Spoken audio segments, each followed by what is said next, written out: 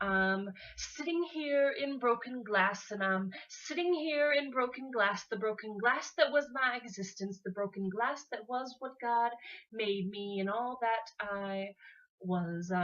Sitting here in broken glass, among walls stripped bare and torn down, among floorboards turned up and dented in, among a house destroyed, beauty among the wreckage. But see, the problem was I thought I was the wreckage, and I thought all the other homes in shambles worse than mine looked 10 times better. And yet I'm sitting here in broken glass. I'm sitting here in broken glass, making love with the broken pieces of another home, and suddenly I'm naked.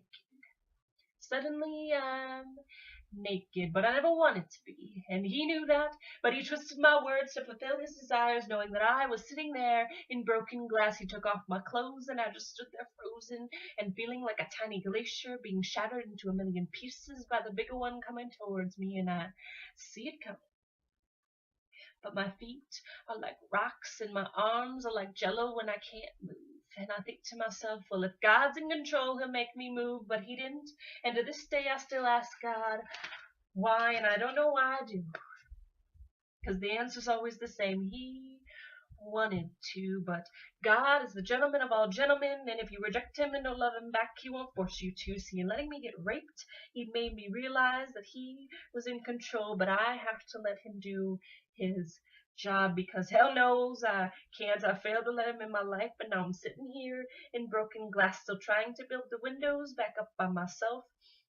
I even traveled to the other side of the globe to try to find a way to fix it, and it was there I learned that God was actually real, and it was there I realized that I needed to stand up and walk out and away. I needed to walk out and away from the shards of glass and walk, no, run to him for help, because he's the one who built it in the first place, custom made parts and all just for me, and he's the master builder, a craftsman, the jack of all trades.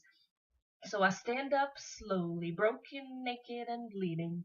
Shards of glass protruding from every part of me, scarlet letters dripping down from my head to my toes, soaking the ground with me.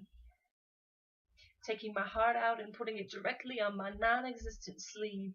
And I run out of the crumbling door, and there he was, still waiting. Still waiting just for me, and he welcomes me with open arms, staining his robes with blood, cutting himself on the glass without even noticing that it's there, and he's still pulling out one by one every shard of glass that covers me, while he rebuilds my house even more fantastically than before, every part just right and perfect, because that's what he's building, is me. And that's what he sees, perfection. I know this because artists never draw anything they don't see, and God is the artist of me.